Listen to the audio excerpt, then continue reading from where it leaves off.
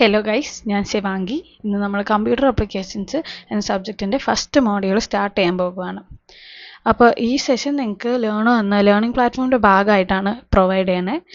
ലേണോ distance ലേണേഴ്സിന് വേണ്ടി start ചെയ്തിട്ടുള്ളൊരു പ്ലാറ്റ്ഫോമാണ്. ഇതിലൂടെ നിങ്ങൾക്ക് എക്സാം ഓറിയൻറ്റഡ് ആയതും സ്ട്രക്ചേർഡ് ആയും ക്ലാസ് പ്രൊവൈഡ് ചെയ്യാൻ ഞങ്ങൾ ശ്രമിക്കുന്നതായിരിക്കും.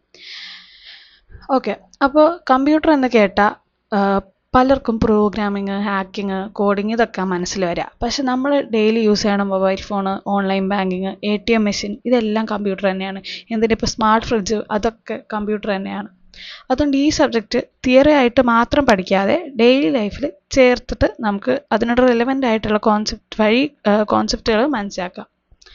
അപ്പോൾ ഒരു സെനാറിയോ എടുക്കാം. ഇപ്പോൾ വെക്കേഷൻ കഴിഞ്ഞില്ല, അപ്പോൾ കുറേ പേര് സിനിമ കണ്ടു കാണും. അപ്പോൾ നിങ്ങൾക്ക് സിനിമ ഓൾറെഡി ഡൗൺലോഡ് ചെയ്ത് വെച്ചിട്ടുണ്ടെന്ന് ആലോചിക്കാം. അപ്പോൾ നിങ്ങൾ എങ്ങനെ മൂവി കാണും? ആദ്യം പേര് ടൈപ്പ് ചെയ്യും, അല്ലെങ്കിൽ ക്ലിക്ക് ചെയ്യും. അപ്പോൾ ഈ മൂവിയുടെ പേര് ടൈപ്പ് ചെയ്യുന്നതിന് ക്ലിക്ക് ചെയ്യണതാണ് ഇൻപുട്ട്. കമ്പ്യൂട്ടർ ഇനി ആ മൂവി ഫയല് എവിടെയാണെന്ന് സെർച്ച് ചെയ്യും. ഈ സെർച്ച് ചെയ്യുന്ന പ്രോസസ്സ് ആണ് പ്രോസസ്സിങ് ഓഫ് ഡേറ്റ എന്ന് പറയുന്നത്. ഓക്കെ, ഇനി ഈ മൂവി ഫയൽ കിടക്കണ സ്ഥലമാണ് സ്റ്റോറേജ്. പിന്നെ നമുക്ക് മൂവി അവസാനം പ്ലേ ആയി വരുന്നത് അതാണ് ഔട്ട്പുട്ട്. അപ്പോൾ ഒരു സിമ്പിൾ മൂവി എക്സാമ്പിൾ തന്നെ നമ്മൾ കമ്പ്യൂട്ടറിൻ്റെ 4 മെയിൻ ഫങ്ഷൻസും കവർ ചെയ്ത്, അതായത് ഇൻപുട്ട്, പ്രോസസ്സിങ്, സ്റ്റോറേജ്, ഔട്ട്പുട്ട്. ഇത് തന്നെയാണ് ഒരു കമ്പ്യൂട്ടറിൻ്റെ ബേസിക് വർക്കിംഗ്. അപ്പോൾ എക്സാമിന് വേണ്ടി ഡെഫിനേഷൻ നോക്കിയാൽ computer is A programmable electronic device that accepts input, processes data, produces output, stores information. Okay, അപ്പോൾ ഡെഫിനിഷൻ ഇപ്പോൾ ബൈ ഹാർട്ട് പഠിക്കേണ്ടി വരില്ല. അതിൻ്റെ മീനിങ് നമ്മൾ മൂവി എക്സാമ്പിൾ വഴി ഓൾറെഡി മനസ്സിലാക്കി. അപ്പോൾ ഇപ്പോൾ ഒരു ഡൗട്ട്, മൂവി കണ്ടപ്പോൾ എന്തെല്ലാം പാർട്ടാണ് നമ്മൾ യൂസ് ചെയ്തത്? കീബോർഡ് യൂസ് ചെയ്ത്, പിന്നെ മൗസ് യൂസ് ചെയ്ത് കാണും, മോണിറ്റർ യൂസ് ചെയ്ത്, സ്പീക്കർ യൂസ് ചെയ്ത്. ഇതെല്ലാം നമ്മൾ തൊട്ട് കാണാൻ പറ്റുന്ന ഫിസിക്കലായ പാർട്സാണ്. ഇതിനൊക്കെയാണ് ഹാർഡ്വെയർ എന്ന് പറയണത്. സിമ്പിളായിട്ട് ഡെഫിനേഷൻ പറയുകയാണെങ്കിൽ hardware refers to physical and tangible parts of a computer system. എൻ്റെ എക്സാമ്പിൾ ഇത് തന്നെ നമ്മൾ നേരത്തെ പറഞ്ഞ തന്നെ CPU, കീബോർഡ്, മോണിറ്റർ ഇതൊക്കെയാണ്. ഇനി കീബോർഡ് മാത്രം ഉണ്ടെങ്കിൽ മൂവി പ്ലേ ആവുമോ? ഇല്ല, അതിനൊരു പ്രോഗ്രാം വേണം. അപ്പോൾ അത് VLC മീഡിയ പ്ലെയർ ആയിരിക്കാം, അല്ലെങ്കിൽ നമ്മൾ ഇതൊക്കെ ഹോട്ട്സ്റ്റാർ ഒക്കെ ഉണ്ടെങ്കിൽ അതിൻ്റെ ആപ്പ് ആയിരിക്കാം, ബ്രൗസർ ആയിരിക്കാം. ഇതെല്ലാം എന്ത് ചെയ്യുന്നത്? ഇത് നമ്മുടെ ഹാർഡ്വെയറിന് ഇൻസ്ട്രക്ഷൻ കൊടുക്കുകയാണ് ഈ മൂവി പ്ലേ ചെയ്യാൻ, അല്ലെങ്കിൽ ആ വീഡിയോ ഫയൽ ഉണ്ടാവും അതിനെ വീഡിയോ ആയി പ്ലേ ചെയ്യാൻ. ഇതിനാണ് സോഫ്റ്റ്വെയർ എന്ന് പറയുന്നത്. Software is a collection of programs and instructions that control the hardware and help user perform tasks. അതായത് ഹാർഡ്വെയർ ബോഡി ആണെങ്കിൽ സോഫ്റ്റ്വെയർ നമ്മുടെ ബ്രെയിൻ പോലെയാണ്. ഓക്കെ, അപ്പോൾ സോഫ്റ്റ്വെയറിൻ്റെ ഉള്ളിൽ തന്നെ അതിൻ്റെ 2 ടൈപ്പ് ഉണ്ട്, സിസ്റ്റം സോഫ്റ്റ്വെയറും ആപ്ലിക്കേഷൻ സോഫ്റ്റ്വെയറും. ഇപ്പോൾ കമ്പ്യൂട്ടറിൻ്റെ ഹാർഡ്വെയർ മാനേജ് ചെയ്യുന്ന സോഫ്റ്റ്വെയർ ആണ് സിസ്റ്റം സോഫ്റ്റ്വെയർ. എക്സാമ്പിൾ പറയുകയാണെങ്കിൽ വിൻഡോസ്, ലിനക്സ്, മാക് ഇതൊക്കെയാണ് സിസ്റ്റം സോഫ്റ്റ്വെയർ. ആപ്ലിക്കേഷൻ സോഫ്റ്റ്വെയർ എന്താ? യൂസറിന് സ്പെസിഫിക് ആയി ചെയ്യേണ്ട ടാസ്ക്. ഇപ്പോൾ നമ്മൾ നേരത്തെ നോക്കിയ പോലെ VLC പ്ലെയർ അല്ലെങ്കിൽ ഹോട്ട്സ്റ്റാറിൻ്റെ ആപ്പ്, ഇതൊക്കെ ആപ്ലിക്കേഷൻ സോഫ്റ്റ്വെയർ ആണ്. ഒരു സ്പെസിഫിക് ആയ ടാസ്ക് ചെയ്യാൻ വേണ്ടിയാണ് ഉപയോഗിക്കണം. പക്ഷേ VLC റണ്ണ് ചെയ്യണമെങ്കിൽ നമുക്ക് വിൻഡോസ് വേണം. അപ്പോൾ സിസ്റ്റം സോഫ്റ്റ്വെയറിന് മുകളിലാണ് ആപ്ലിക്കേഷൻ സോഫ്റ്റ്വെയർ റൺ ചെയ്യണത്. ഓക്കെ, മൂവി കാണാൻ അപ്പോൾ കമ്പ്യൂട്ടർ യൂസ് ചെയ്ത്, ഇനി വേറെ എന്തിനൊക്കെ നമുക്ക് കമ്പ്യൂട്ടർ യൂസ് ചെയ്യാം? ബാങ്കിൽ യൂസ് ചെയ്യും, ഹോസ്പിറ്റലിൽ യൂസ് ചെയ്യും, സ്കൂളിൽ യൂസ് ചെയ്യും, ഓഫീസിൽ യൂസ് ചെയ്യും. അതുകൊണ്ട് തന്നെ എല്ലാ ഫീൽഡിലും ഏകദേശം കമ്പ്യൂട്ടേഴ്സ് യൂസ് ആവുന്നുണ്ട്. അതിൻ്റെ റീസൺസ് നോക്കുകയാണ്. ബിസിനസ് നമ്മൾ പേറോളിന് ഉപയോഗിക്കും, അക്കൗണ്ടിങ്ങിന് ഉപയോഗിക്കും, ബാങ്കിങ് ഓൺലൈൻ ബാങ്കിങ്ങിന് ഉപയോഗിക്കും, എഡ്യൂക്കേഷൻ്റെ ഇപ്പോൾ നമ്മൾ കണ്ടുകൊണ്ടിരിക്കുന്ന ലേണിംഗ് പ്ലാറ്റ്ഫോം പോലെ, ഹെൽത്ത് കെയറിൽ ECG, CT സ്കാന്, ഇനി എന്ത് ബില്ലിങ്ങിൽ ബിസിനസ്സുകളിൽ ബില്ലിങ്ങിലോ ഒക്കെ അതൊക്കെ ഉപയോഗിക്കും. കമ്മ്യൂണിക്കേഷൻസ് തന്നെ പണ്ട് ഉപയോഗിച്ചുകൊണ്ടിരിക്കുന്ന ഇമെയിൽ, വീഡിയോ കോൾ ഇതൊക്കെ. പിന്നെ ഡിഫൻസിലും മിസൈൽ കൺട്രോളിനൊക്കെ കമ്പ്യൂട്ടർ ഉപയോഗിക്കുന്നതാണ്. ഓക്കെ, അപ്പോൾ ഈ നമ്മൾ നേരത്തെ പറഞ്ഞ എല്ലാ ആപ്ലിക്കേഷൻസും കമ്പ്യൂട്ടറാണ് യൂസ് ചെയ്യണത്. പക്ഷേ എല്ലാ കമ്പ്യൂട്ടേഴ്സിനും ഒരേ പവറാണോ? നമ്മൾ നേരത്തെ നോക്കിയപ്പോൾ കമ്മ്യൂണിക്കേഷൻ നമ്മൾ കമ്പ്യൂട്ടർ യൂസ് ചെയ്യും, അതുപോലെ ഡിഫെൻസിൽ മിസൈൽ കൺട്രോളിന് നമ്മൾ കമ്പ്യൂട്ടർ യൂസ് ചെയ്യും. ഇതിന് രണ്ടിനും ഒരുപോലെ ആയിരിക്കുമോ പവർ? അവരുടെ കപ്പാസിറ്റി എന്തായാലും ഡിഫറെൻ്റ് ആയിരിക്കും. അങ്ങനെയാണ് പല തരം കമ്പ്യൂട്ടറുകൾ വരണേ. ഓക്കെ, അപ്പോൾ ഒന്ന് പേർപ്പസ് വഴി, എന്തിനാണ് നമ്മളത് ഉപയോഗിക്കണേ? നേരത്തെ കണ്ട എക്സാമ്പിൾ തന്നെ ഇപ്പോൾ നമ്മൾ ബാങ്കിങ്ങിൽ മിക്കവാറും ഉപയോഗിക്കണേ ജനറൽ സോഫ്റ്റ്വെയർ ആയിരിക്കും. അതായത് സാധാ PCകൾ, ലാപ്ടോപ്പുകൾ, അത് വെച്ച് പലതരം ആപ്ലിക്കേഷൻസ് അതിന് റൺ ചെയ്യാൻ പറ്റും. അത് ഹോമുകളിലും ഓഫീസുകളിലും സ്കൂളുകളിലൊക്കെ ഉപയോഗിക്കണം അതാണ്. പിന്നെ സ്പെഷ്യൽ പേർപ്പസ് അത് ഈ വെതർ ഫോർകാസ്റ്റിംഗ്, പിന്നെ നേരത്തെ പറഞ്ഞ പോലെ ഡിഫെൻസ്, ഇതൊക്കെ ആ ഒരു ടാസ്ക് ചെയ്യാൻ വേണ്ടിയിട്ട് മാത്രമാണ് ഈ കമ്പ്യൂട്ടർ യൂസ് ചെയ്യണം. അതാണ് സ്പെഷ്യൽ പേർപ്പസ്. പിന്നെ ഈ കമ്പ്യൂട്ടേഴ്സ് എല്ലാത്തിനും വേറെ വേറെ കപ്പാസിറ്റി ഉണ്ടാവും. നമ്മളിപ്പോൾ ഡെയിലി യൂസ് ചെയ്യണ സിസ്റ്റം ഉണ്ടല്ലോ, ലാപ്ടോപ്പ്, ഡെസ്ക്ടോപ്പ്, സ്മാർട്ട് ഫോൺ, ഇതൊക്കെയാണ് നമ്മൾ മൈക്രോ കമ്പ്യൂട്ടർ എന്ന് പറയുന്നത്. ഇനി ഒരു ഓഫീസിലൊരു 50-100 എംപ്ലോയീസ് ഒന്നിച്ച് വർക്ക് ചെയ്യാമെന്ന് വിചാരിക്കുക. അപ്പോൾ ഇവരൊക്കെ ഒറ്റ സാധനത്തിൽ ഒരു ഡേറ്റ ബേസിലായിരിക്കും വർക്ക് ചെയ്യണേ. അപ്പോൾ ഇതിന് കൂടുതൽ പവർഫുൾ ആയ സിസ്റ്റം വേണം. ആ സിസ്റ്റമാണ് മിനി കമ്പ്യൂട്ടർ. ഇനി അതും കഴിഞ്ഞ് ഇപ്പോൾ ഒരു ബാങ്കിലെ ഒരു ഓഫീസിലെ കാര്യമാണ് ഇപ്പോൾ പറഞ്ഞത്. ഇനി ബാങ്കിലെ ബാങ്കിലെ എല്ലാ ബ്രാഞ്ചുകളുടെ ട്രാൻസാക്ഷൻസ് ഒരു ദിവസം നടക്കുന്നത്, അത് ATM, mobile banking, online transfers, ഇതെല്ലാം ഒരേ സമയത്ത് വർക്ക് ആവണം. അതിനുവേണ്ടി ഈ നേരത്തെ പറഞ്ഞതിനേക്കാളും കപ്പാസിറ്റി ഉള്ള ഒരു കമ്പ്യൂട്ടർ വേണം. അതാണ് മെയിൻ ഫ്രെയിം. ഇനി അതും പോട്ടെ, ഇന്ത്യയുടെ വെതർ പ്രൊഡിക്റ്റ് ചെയ്യാൻ, അല്ലെങ്കിൽ സ്പേസ് റീസെർച്ച് ചെയ്യാൻ, അല്ലെങ്കിൽ ഡിഫെൻസിന് വേണ്ടി ഇതൊക്കെ ചെയ്യാൻ നല്ല സൂപ്പർ ഫാസ്റ്റായ കമ്പ്യൂട്ടേഴ്സ് വേണം. ഒരു ടൈം ഗ്യാപ്പ് തീരെ വരാൻ പാടില്ല. ഓക്കെ, അതിനാണ് സൂപ്പർ കമ്പ്യൂട്ടർ എന്ന് പറയുന്നത്.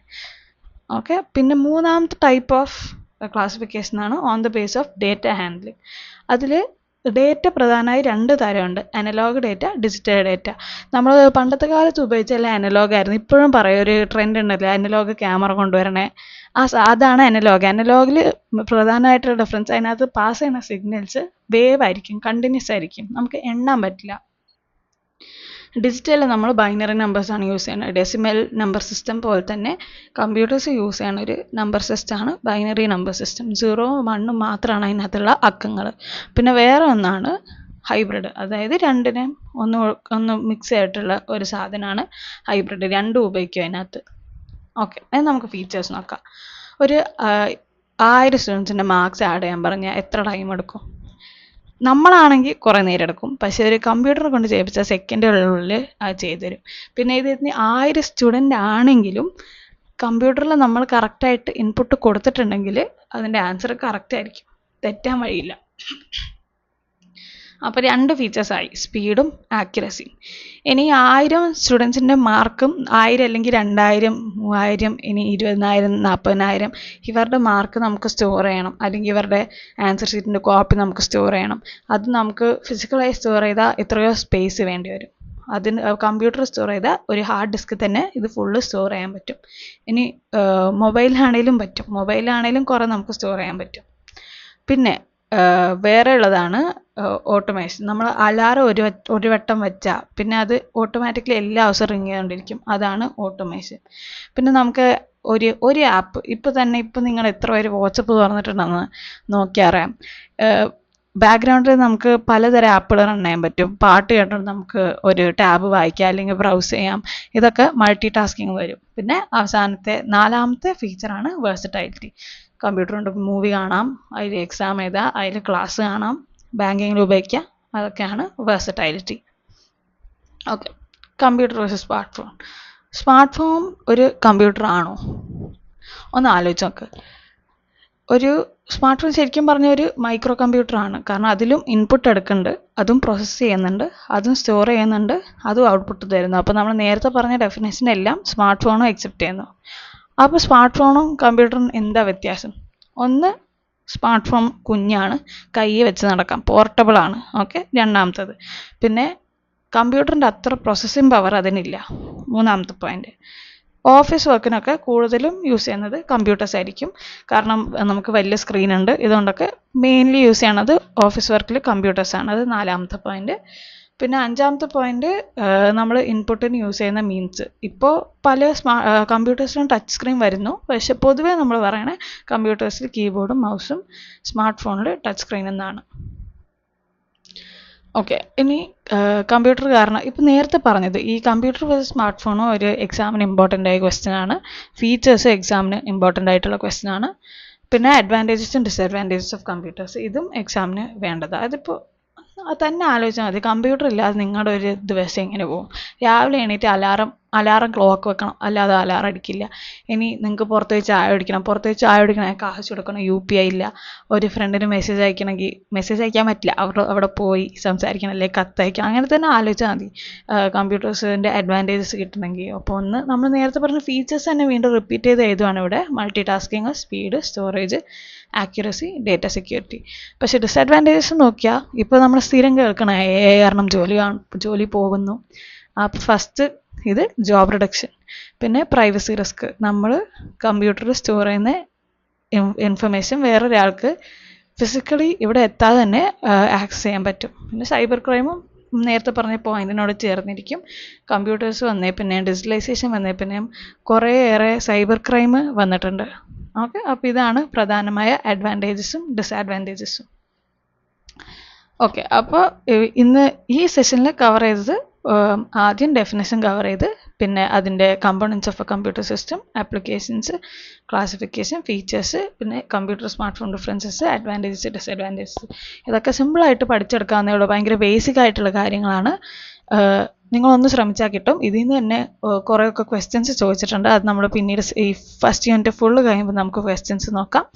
അപ്പോൾ അടുത്ത സെഷൻ വരുന്നതായിരിക്കും. എല്ലാവരും മറക്കാതെ കാണാം. Thank you.